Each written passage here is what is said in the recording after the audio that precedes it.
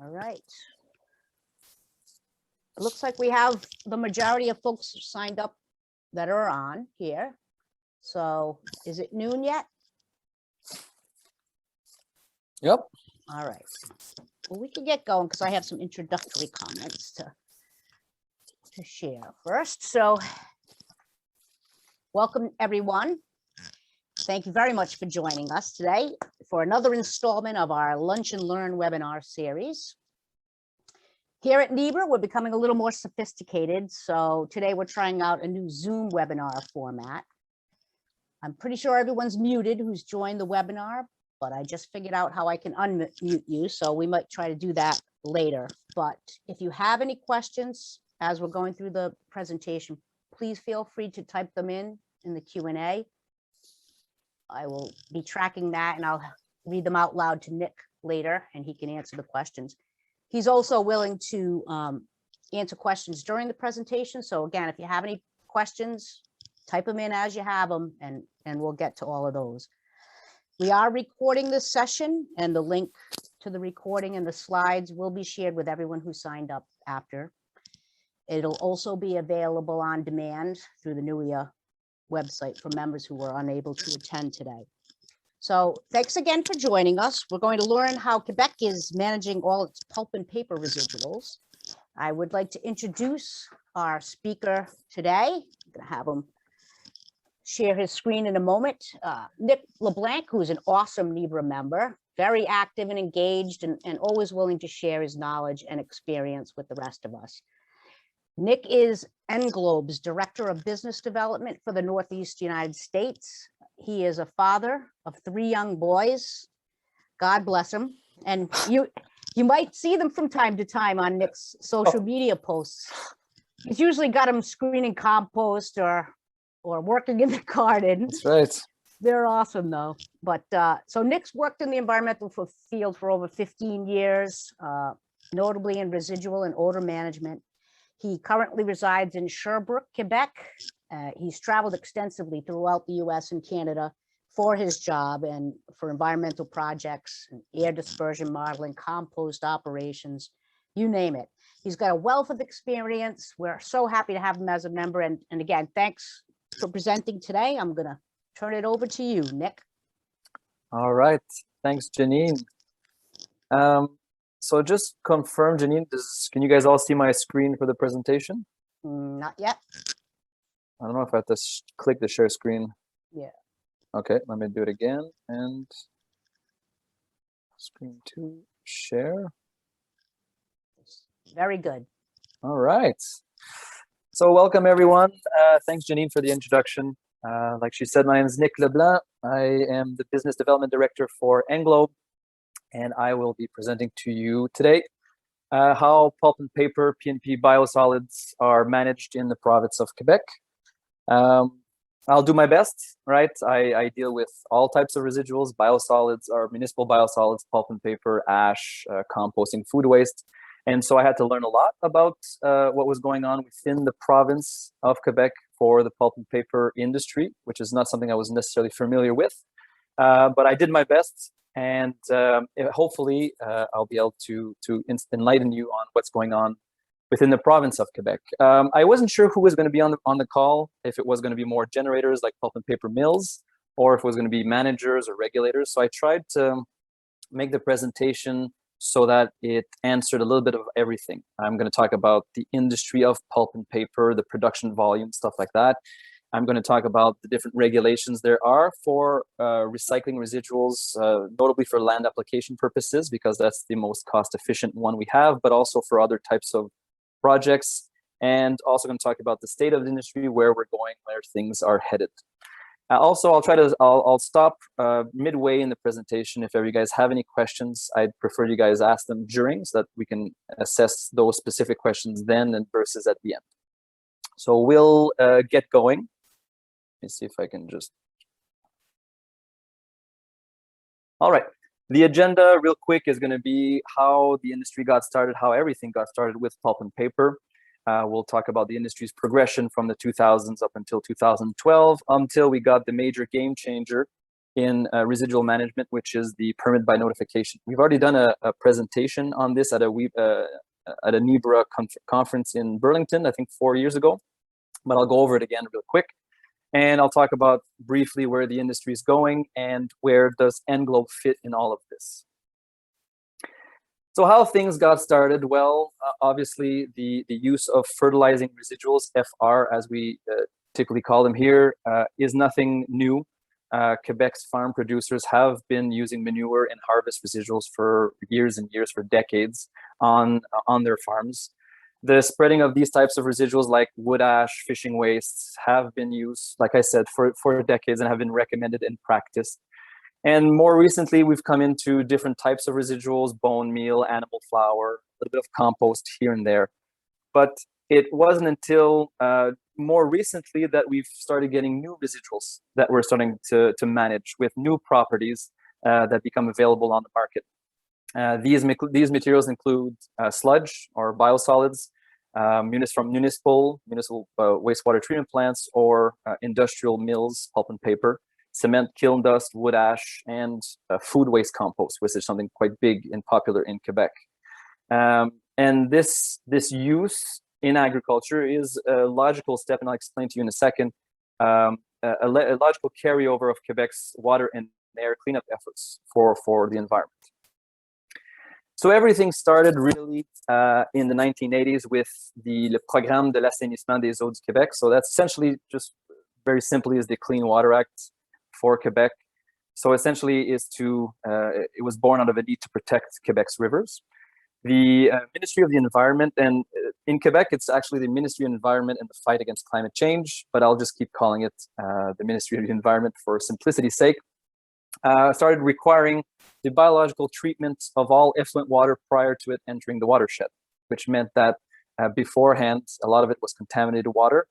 And now with these new stricter norms, well, the effluent water obviously was much cleaner, but now mills and municipal wastewater treatment plants had to deal with a new waste stream. Specifically for mills, we're talking about pulp and paper biosolids. And from then on, from the 1980s, we started generating hundreds of thousands of tons of pulp and paper biosolids every year. With this then came the need to manage these materials and manage them in a safe and secure way. And the Ministry of Environment came out with a guide that I call the Bible, that most of our agronomists call the Bible here.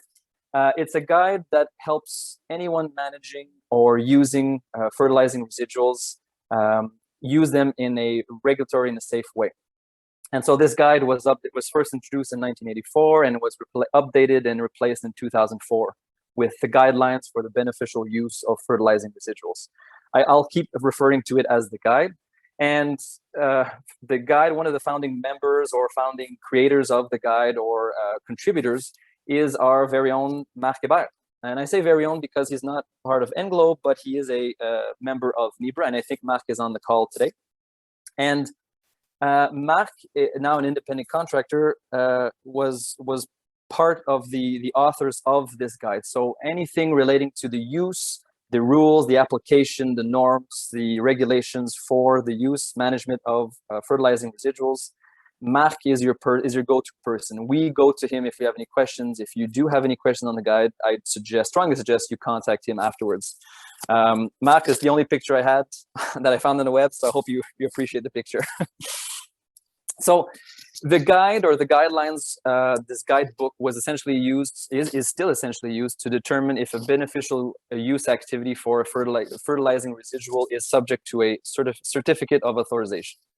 Which means that from the 1980s up until 2012, basically and really simply, is that anyone wanting to recycle a fertilizing residual, whether it's a municipal biosolids or a pulp and paper residual, had to obtain a certificate of authorization. And what that meant was that you would have to go through a series of analysis and document collection for the actual residual. The same thing would go for the actual field or site where you would want it to recycle the material.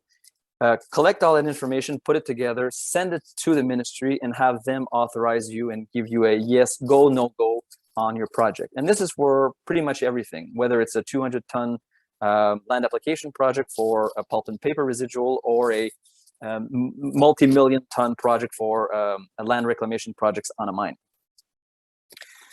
To give you a sense of the government of Quebec sort of mindset with residuals, I took a section of one of the recommendations from the BAP within Quebec's residual management policy, which gives you again that sort of overarching principle that the ministry uses. It's that the ultimate goal is to ensure that no sludge is landfilled until it's been demonstrated that recovery is not an economically viable option. And so you can see that that's where the interest is within Quebec, is to really try to deviate from the landfill anything that can be recycled and beneficially reused.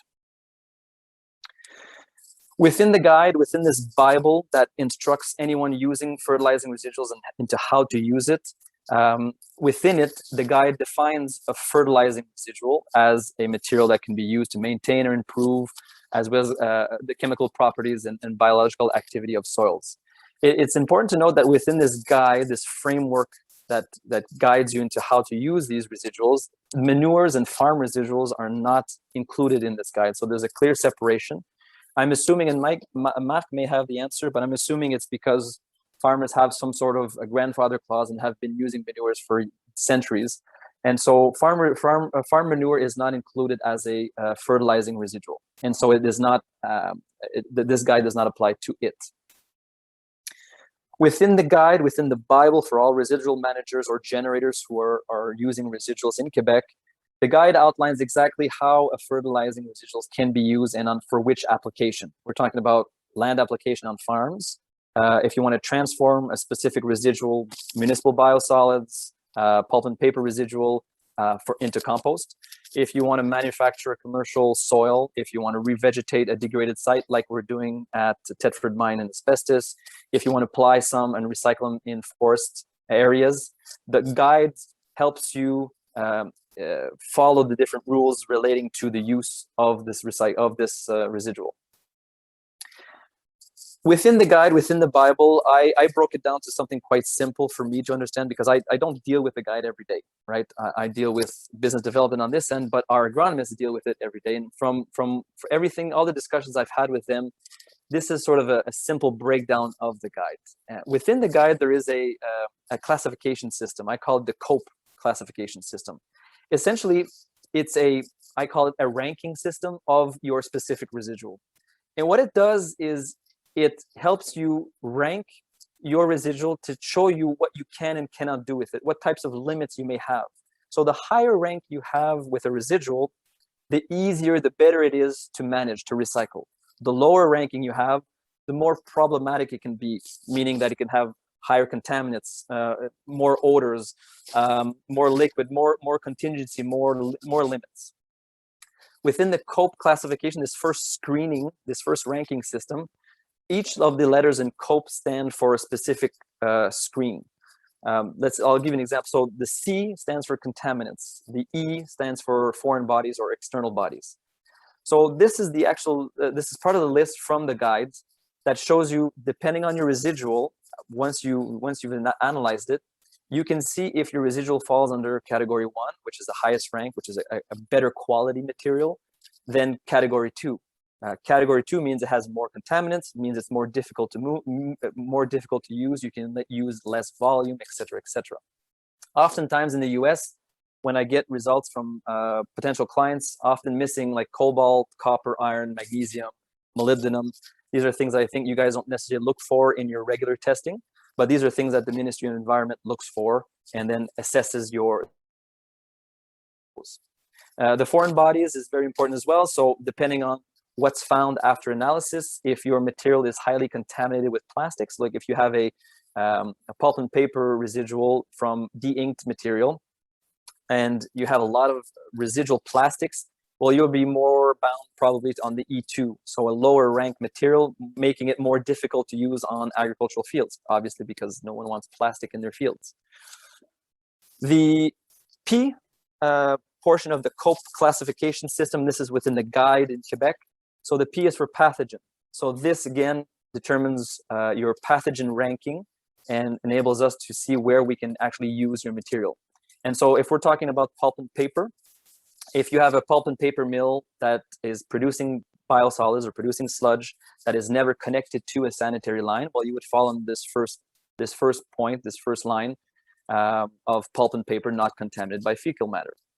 With this, then you have two choices. Either you, after samples, you don't have any salmonella, and you have a written attestation from your mill's environmental officer saying that you're not connected. Well, you're automatically classified as a P1. That means, again, high rank. If for X reasons you don't have, you're measuring E. coli with a written attestation, you can go under P2. But again, you have to have a wastewater treatment plant that's not connected to your sanitary lines. If you do, like we did have a case in the US, what we did is the guide again enables us to find how to categorize and how to rank that specific residual. So our client had a connection to a sanitary line, which was less than, I think it was 5% of their overall totals. So we were able to classify it as a various residual having human fecal matter. So that's the third row. And within that, we were able to classify it as a P2, and I forget which line item we had, but we used several samples to show that we were below 2 million, etc. So again, this is a classification system within the guide that helps you rank your residual to figure out how easy you can use it within the province of Quebec. And then we're up to the last one, which is the odors. Odors is a whole ball game, and Marc, his team did a lot of work on the organization of this category. Essentially, we don't sample your sludge for odors. That work has already been done. And what they've done in Quebec is they use the pig manure as the baseline, as the worst case. And they did I would say hundreds of samples to figure out the different strengths and impacts of different odors from different residuals. And then they were able to classify them automatically within this grid. So you can look at whatever you're producing in terms of residual. If you're a paper mill biosolids with a CN ratio greater than 50 and below 70, and it's not from a craft process, automatically you fall into the O2 category, which means that you're a little bit stinky, but still you can use your material quite readily on farmers' fields. As you go down the ranking system, if you're, let's say, a paper mill biosolid from a craft process with a CN ratio below 50, the ministry has determined that that's very, very stinky, and so it's very, very limited to what you can do. So once within the guide, you're able to rank that residual that you have, and this is what all our managers do. Then the guide also helps you or shows you what you can and cannot do, the limits that you have within your specific residual. So here's an example of land application distances. So if you're looking to land apply a pulp and paper sludge, and you're a P1 or a P2, so that pathogen classification or your odors, well, the guide gives you guidance into how far you need to put your products when you're land applying from wells, from dwellings, from surface water. And it's the same thing when you're doing storage. If you want to store on a field, if you want to store a craft paper sludge or a de-inked paper sludge, depending on that COPE classifications ranking, well, the guide will tell you if you're a P2, so pathogen 2, you need to be at minimum, example, 100 meters. Or if you're highly contaminated with heavy metals, C2, let's say, well, you cannot put it next to surface water or groundwater, or it has to be at least a minimum distance of X. So this is an example of what the guide does and why everyone within the industry uses the guide, that it shows exactly what to do with a fertilizing residual. Nick, yeah. I got one question here. Perfect. I think this might be a good time for it. Lisa's asking have you ever bypassed the FR certificate of authorization and gotten a CFIA fertilizer label for any of your residuals? So Englobe, that's a good question. I'm not sure if we've bypassed and gotten. It's something we've considered. It's something we understand how to do. There's a whole world behind that, because to get it authorized, you need specific samples. You need to have that generator. You need to have, and I'm not from the time I've been at Englobe, I don't believe we have, but they may have done it before. But whether Englobe has done it or not, this is something we can do. And like Lee said, you can, I believe, bypass to a certain degree, because once you've obtained that certified stamp that you're a certified fertilizer, it's sort of it's like your premium EQ certification. So you don't need to go through that guide. But Englobe, I don't believe, as of my experience, I don't believe we've done that route so far. So that's, was there any other questions for the guide itself, how to use it within the province of Quebec for specific residuals? There was just one question regarding PFAS, so I don't know if you want to PFAS, deal with that now. We'll deal with it later. Okay. All right, so that's sort of the regulation aspect of how we manage residuals. Anyone touching residuals, generators, managers, all have to go through the guide. All right. And keep in mind too that from the 1980s up until 2012, anyone managing residuals had to prepare a whole project file, send it to the ministry, and get that approved for a certificate of authorization to be able to move 200 tons on a land application site. Okay, that was the process, and that's what's going on from the 1980s until 2012. So in this slide here in 2000, it's the same concept. So within 2000, give you the sort of backstory. There's about 1 million fertilizing residuals that were land dapped in Quebec on approximately 2.5% of the agricultural soils in Quebec, which is not a lot in terms of the available space in Quebec.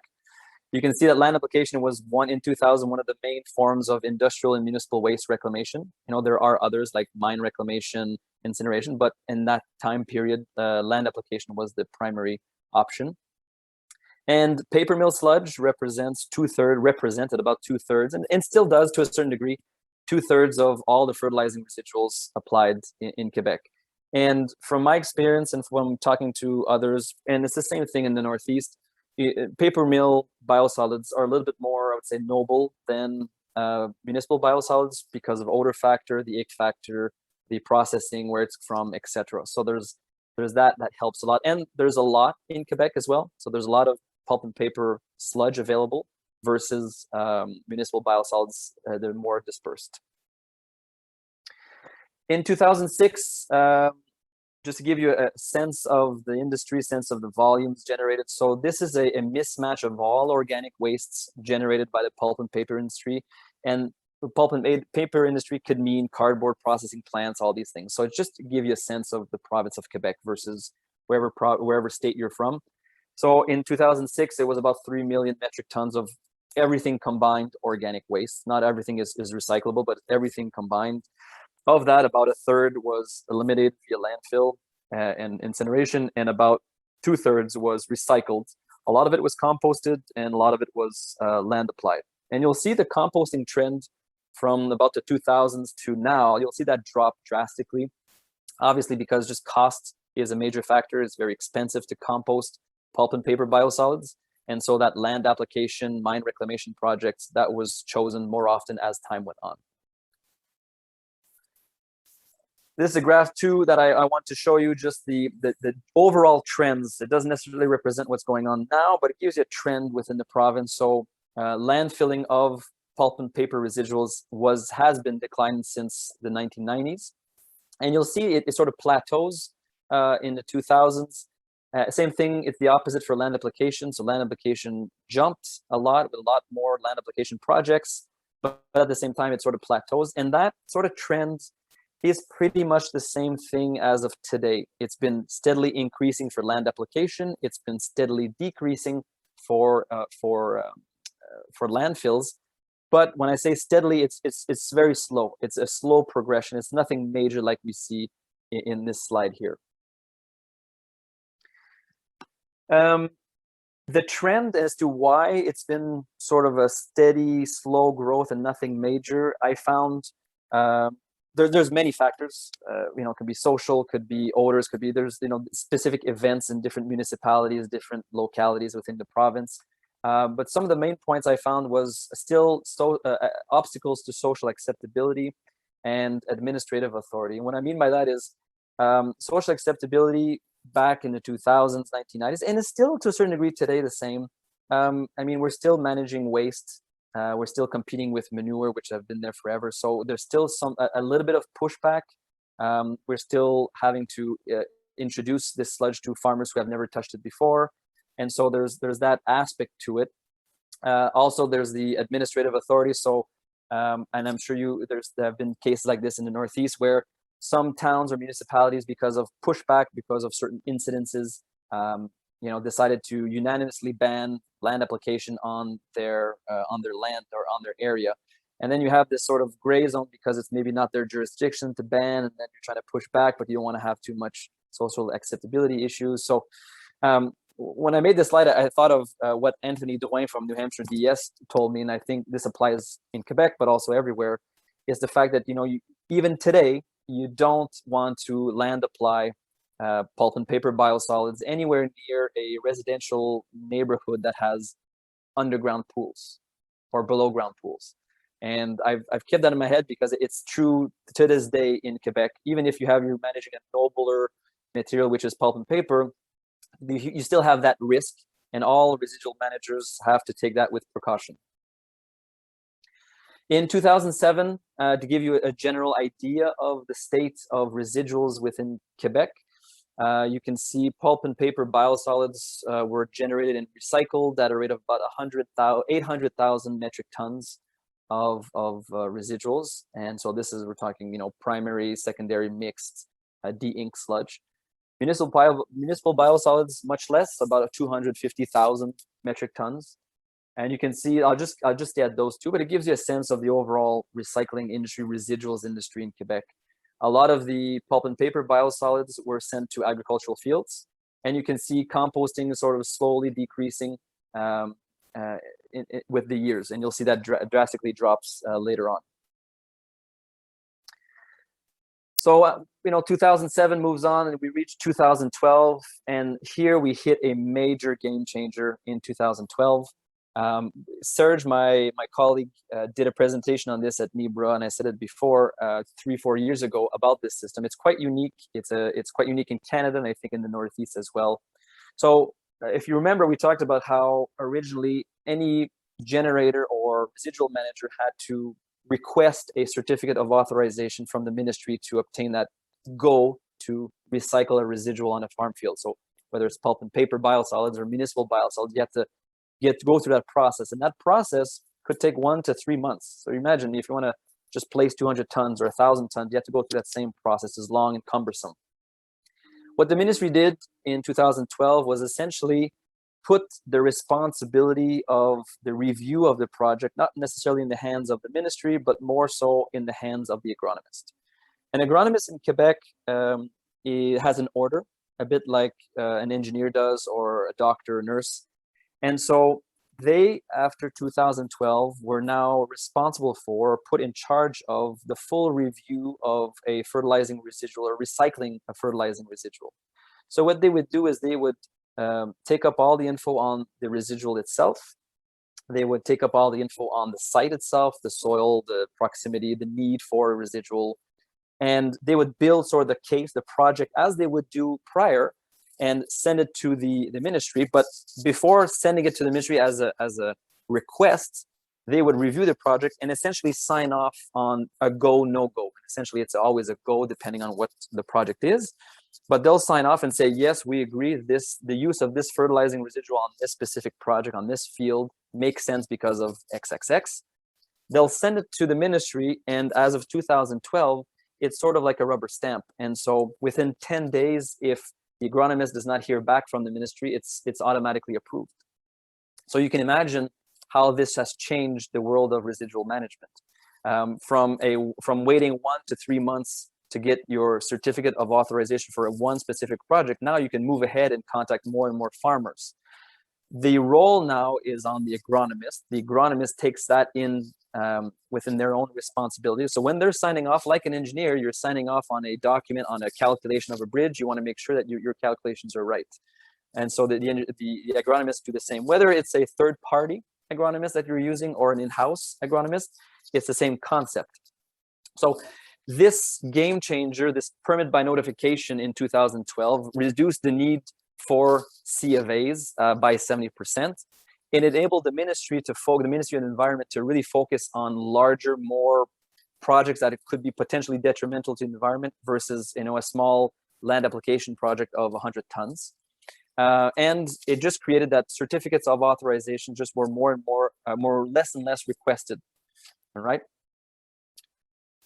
what that means in 2012, and this is as of today, is the same thing. So that means that all fertilizing recommendations, so that permit that the company, that the manager is requesting, must be written and signed by an agronomist. So they put really their stamp on it, the stamp of approval, saying they've reviewed and they've approved this project. All formal notifications of certificates of authorization. So if you're looking for a bigger project to recycle a pulp and paper residual, an agronomist still needs to sign off, because they still need to review the residual, the site, etc. It simplifies the project, right? It reduced a lot of the risk relating to permitting and timing, obtaining that timing right before you get your residual. We talked about the 10 days, and obviously there's a cost saving for the generators, because you can move it more quickly. But keep in mind, the ministry still has the last say, right? They still receive the info, and if at any time they judge that a project is too risky, they can come back to the agronomist. But you'll see, because the reputation of the specific agronomist is on the line, most often well, I would assume that they always make sure that they're doing it right. Like an engineer, you want to make sure that your calculations are right before submitting anything to the government. Was there any questions about that specific, the permit by notification system? Because it's something that's quite unique for Quebec, and I just want to make sure you guys understand that. No questions. That's fantastic. So where we are now, I say that because when I wrote, it's like 2018, and in my head, I was like, wait, that's like 3 years ago. So time goes by so fast. So in 2018, the Quebec's pulp and paper industry was about 61 pulp and paper and cardboard mills. That's everything included. But 40 of those mills were owned by 11 corporations. And 16 of those 40 used about 100% recycled fibers in their production.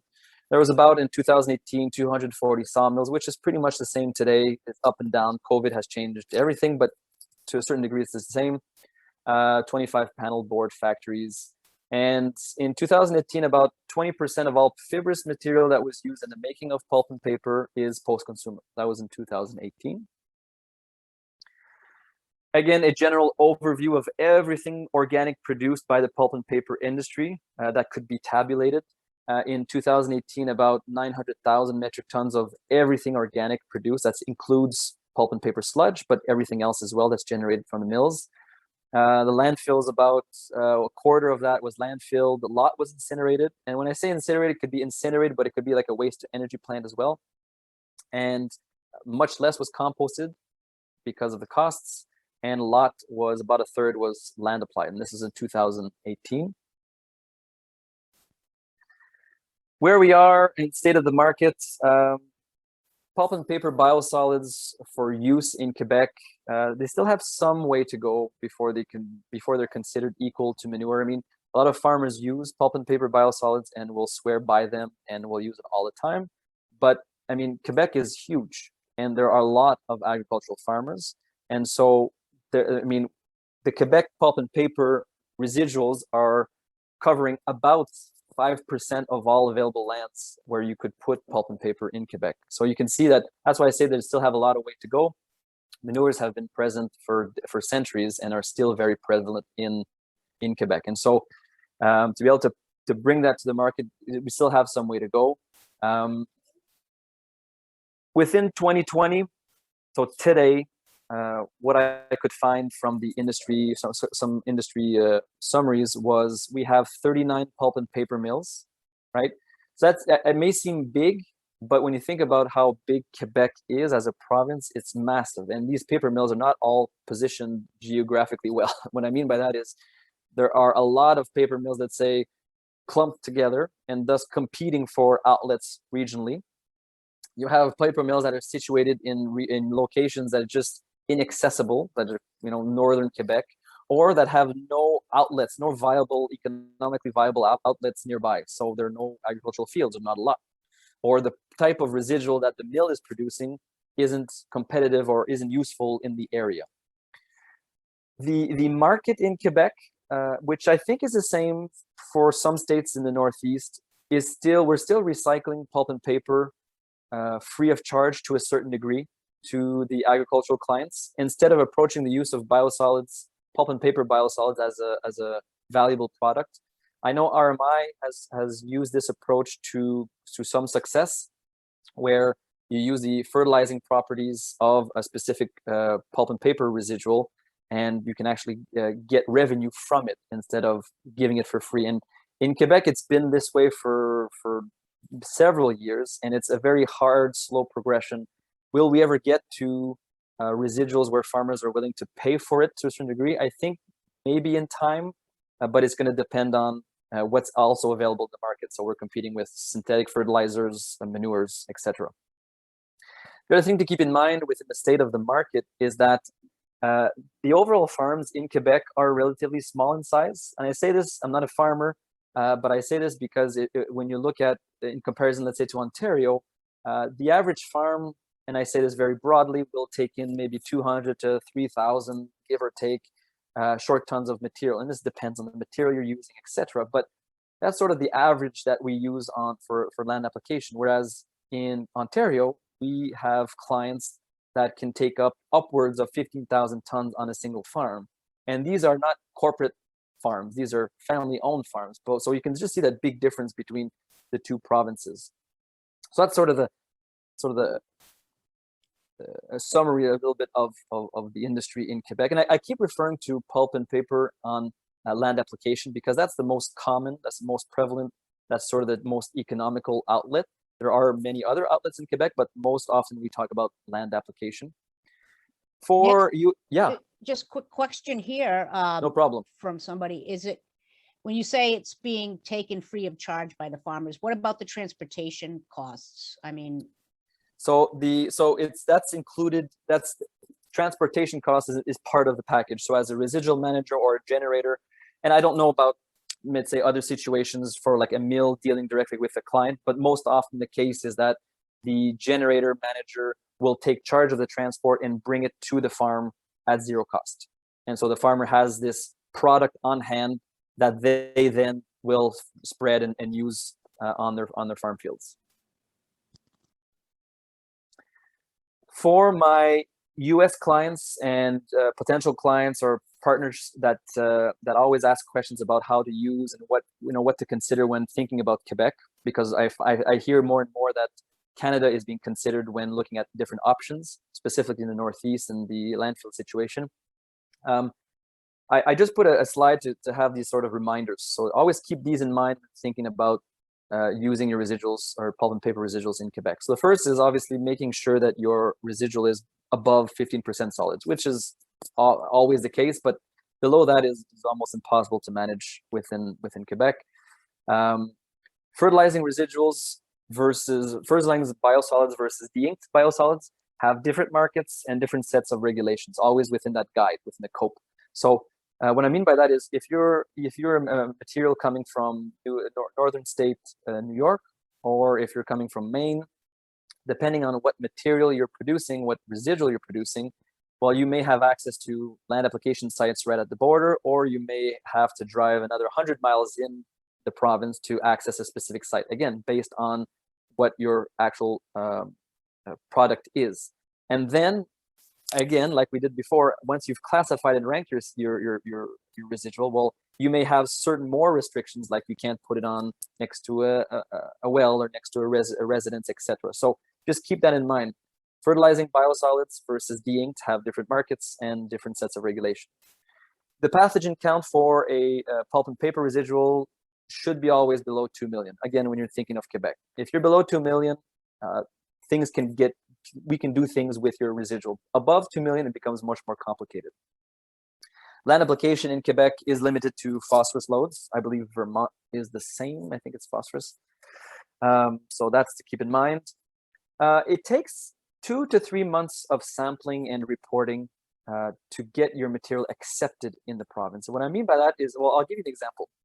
We had a US client recently that called us at the beginning of the year and was looking for a backup because they weren't sure of their primary outlets for their pulp and paper residuals. And they said, Nick, can you help us out? So to be able to access the outlets in Quebec, we had to go through about a 2 to 3 months period of sampling and sort of project preparation. What that means is depending on the volumes produced, we go through the guide and we take all the required samples, we build up the case with the agronomist, and After this process, then we can start moving that material in the province, whether it's for land application, whether it's for incineration, whether it's for mine reclamation. But so if you're thinking of possibly moving materials to Quebec, and if you haven't done this application, this sampling protocol, this verification, think about that. You'll at least need 2 to 3 months of sampling to get things approved and be able to move it within the regulations. And then it's something that often is forgotten, but in Quebec, we can't landfill out of province material. So any residuals manager, you'll understand, will be reluctant to start managing a long-term, big volume contract of pulp and paper if, let's say, the consistency of foreign bodies within your sludge changes drastically. So one day you'll have, full of plastics, and the other day is going to be black sludge.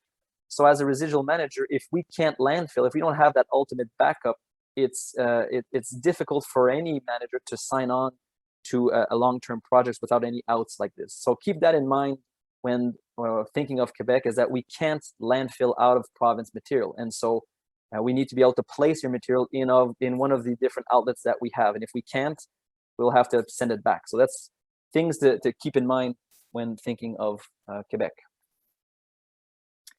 And what role does Englobe play in all of this? Well, we're about a company that's 2,600 employees. Within our division, which I think is the greatest division, because the other division's all engineers. So I like our division better. But we have about 30 agronomists. Our residuals division manages approximately 200 metric tons of pulp and paper biosolids every year. So that's from province of Quebec. We recycle pulp and paper biosolids via our agricultural partnerships, so land application programs, our mine reclamation projects. This is, I think a lot of you have visited our Jeffrey Mine project, and as soon as the border opens up, I'll resend the invitation. So if ever anyone wants to come see the work we're doing with pulp and paper biosolids on a mine, give me a call or send me an email afterwards. And we're also managing them via a management contract that we have with a waste to energy plant. And this waste to energy plant is just next to, or just near Sherbrooke, Quebec. And as a manager of supplier volume, we're looking to fill their order of 200 to 500 short tons a day. This waste to energy plant uses pulp and paper sludge to reduce the heat in their incinerator. And so as a manager, we have now a backup to a backup to a backup. And so that enables us to manage pulp and paper biosolids and other types of residuals for over 20 years now in both Quebec and Ontario. From the Northeast US, we're right now managing approximately 125,000 short tons of materials, pulp and paper residuals, and we're sending those to Ontario and Quebec through different outlets that we have. And I've been in talks with many municipalities and mills about managing residuals in pellet forms. And a lot of the questions or a lot of the comments that I have to restate every time, and I'm saying this so you guys keep this in mind, whether it's in a pellet form or in a wet sludge form, you'll still have to go through that COPE classification system, the COPE. And so if you have heavy metals in your wet sludge, whether it's in a pellet form or not, you're going to have that same ranking. So that's going to limit us. You will take care of the pathogen and stuff like that, but just keep that in mind. And then in terms of usage in the agricultural fields, from what I've heard, the province of Quebec isn't, I don't want to say very familiar, but it's not something super popular, the use of pellets, whether it's biosolids, municipal biosolids, or pulp and paper pellets. But it's something that's gaining traction. I know it's very popular in Ontario, and slowly more and more of this product is becoming available, and thus farmers are becoming accustomed to it. So keep that in mind. Where we're going, where the industry is going for pulp and paper. I was talking to our residuals director, and in terms of the market, in terms of placement of material, she was telling me very simply, but she was telling me, Nick, if we had 300,000 tons tomorrow, she said, I'd still have room to place it. And I was like, just on land application program? She said, yeah, you take out the cost factor, things like that, but just in terms of space and capacity, Quebec there's a lot of capacity for land application. Then you come in with the geography, you come in with the costs. But just to give you a sense of that, also where the industry is going, Quebec government, like we talked about earlier in the presentation, is very keen to divert from landfills. So again, their aim in 2020 and 2030 is to divert almost 100% of pulp and paper biosolids from landfills. And they're slowly getting there by encouraging land application and recycling work. So that's the presentation. If you have any questions, we do. Oh wait, no, I tricked you guys. You thought I was going to do the whole presentation without talking about PFAS. So I just want to keep it to the end, real quick. Sorry, Janine. Okay. No, that's fine. So just to talk about what I mean, you've seen these in various slides and presentations. Canada's PFAS regulations are quite different from those in New Hampshire, Maine, Vermont, etc. They're in an order of magnitude different. Now, when I show this, it doesn't mean that, hey, you got PFAS bringing over. Not at all. Englobe as a company, very risk averse. All residual managers are very risk averse. And so what we've done, we've taken the Maine's moratory guidelines, and internally we've sampled everything that we manage. Pulp and paper from Quebec, biosolids from Quebec, from the US, finished compost, food waste compost, the mines, everything. And we've put this in a matrix following Maine's guidelines. And as a company now, we choose, depending on where we're going to send the material, whether it's land application or if it's incinerator, what materials we'll take in depending on their PFAS levels. And so we take this very seriously. With regards to regulations in Canada, will they change? It's not a question of if, it's more of a question of when. What those numbers are going to be, we don't know. We're present on many boards. We're in communication and discussions with the Ministry of Environment Canada. And so far, there's no news, but it's inevitable. Things will change. To what degree, we don't know. But so we're always taking the precautionary approach. And I think all residual managers in Quebec, when dealing with US materials, even with provincial materials, are taking this cautionary approach. And if someone has too high levels of PFAS, well, we won't use it necessarily on land application projects or mine. We'll try to use them elsewhere or just not manage them at all. And so with that now, Janine, I can say that if there's any questions, please let me know. All right. Yeah, sure. There's a couple of questions here. We'll start with, I know this guy's a pulp and paper guy, but since the farmers are not paying for the product, are they indifferent to its value, or are they getting something of value for free? Like if we stop providing it, would they need or want another product?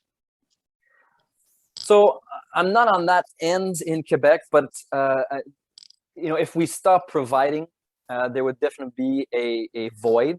Will that void be filled with commercial synthesized fertilizer with more manure? I'm not sure. There will be a void, and there will be disruptions if we did stop. The farmers, from what I've heard from our director and our team, our agronomists, the ones and France is on the call too, so she'll have info on that too. But the farmers that do use it do see value in it. What I wanted to say in that slide is to try to change the perceptions of having a farmer who's used to getting a free material of value start paying for the material, even if it's $1, $2 a ton, is difficult, because next door you may have a competing manager or a competing generator who's giving it out for free. So it's difficult to start that movement. But as a whole, I mean, farmers do see a value in the pulp and paper residuals. Very good. So how many months per year is land application viable for pulp and paper in Quebec? I believe, I'm not sure if there's any restrictions for spreading. I'm sure they are, and I apologize if I don't know this by heart. I'm not an agronomist. I don't know the guide by heart. But I believe there are restrictions. In terms of storage, though, I know we're quite flexible in terms of bringing pulp and paper on the fields. And Marc Quebec, who's on call too, he may be able to answer, but I think it's maybe related to snow cover.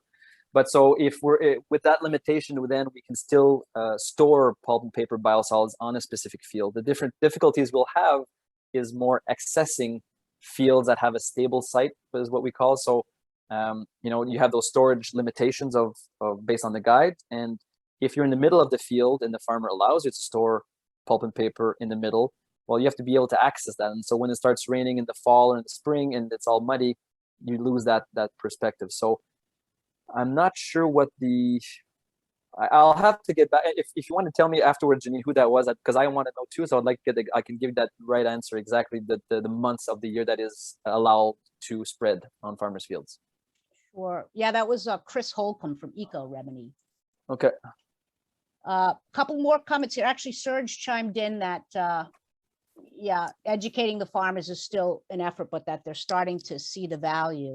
So thanks for chiming in with that, Serge. I mean, I would think that as the cost of regular fertilizers start to go up, which I think we're going to see, that it'd be easier to educate folks. Yeah. So here's another question. Have you looked into pyrolysis technology as a solution? This from The biochar and hydrogen would be the end products of that. Is this from a pyrolysis seller? Oh, I'm sure. Yeah, obviously Englobe has looked into various technologies. As a residual manager, we looked in different technologies to try to help out, not transporting water, not transporting so long distances. And it's difficult because we take our materials from various different streams or various different generators. And so the aspect of installing a treatment device, whether it's liming, whether it's pyrolysis, you have to do that whole cost benefit analysis, and then you get these different streams coming in, and will these devices be suitable? So we've looked into that, but we haven't gone that route so far, but it's definitely of interest. Yeah, I mean, it just seems to me, just a comment, that Canada looks at things from a completely different perspective than the US. You're starting with the premise that nothing should go to landfill until you can prove that it shouldn't. We seem to just throw everything in the landfill until we can prove that it can be recycled. But so that's probably part of it. It's just that was a whole different perspective.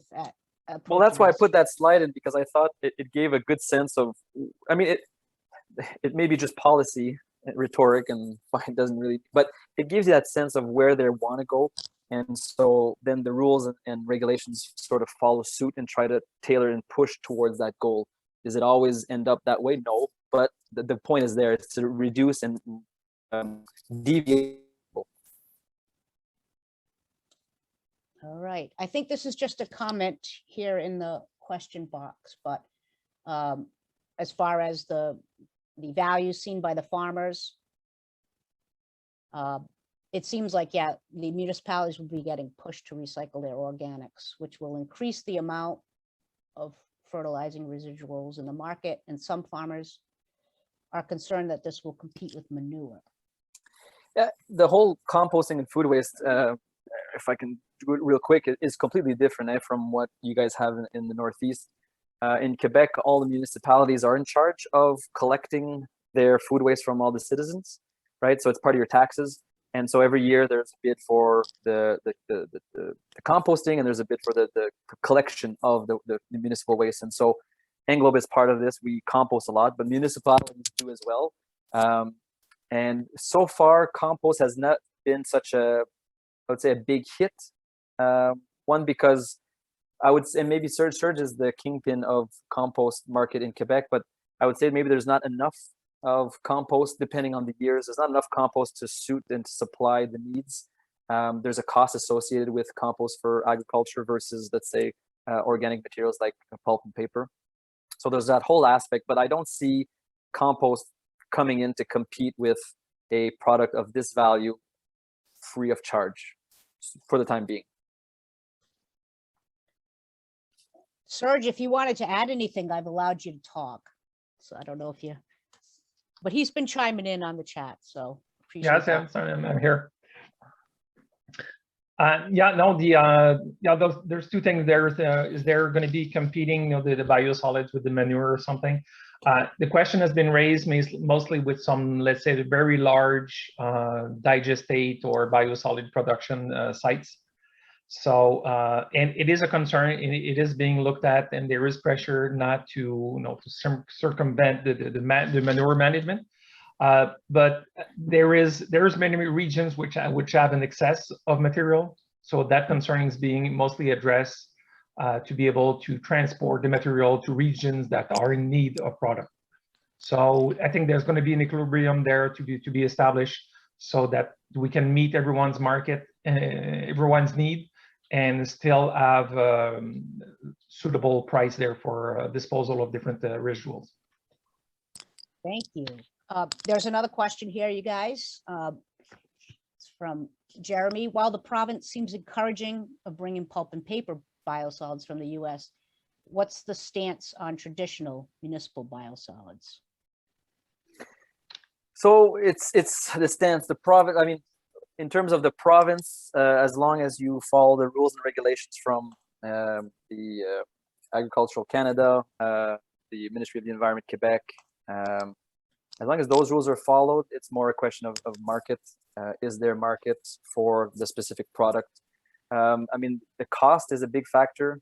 You're driving a heck of a way to bring it up to Quebec or Ontario. So depending on what the what that material is, it can make sense. And you know, with the shortage of landfill capacity in the Northeast, with the increase in prices for disposal for pulp and paper and municipal biosolids, pushing that 100 miles and even more becomes viable, because if you're competing with a landfill that's $150 all in, we can start moving it to Quebec. So it's not more of a government approach or a government approval, it's more industry and market. And so far, economic. And so far, it's working well.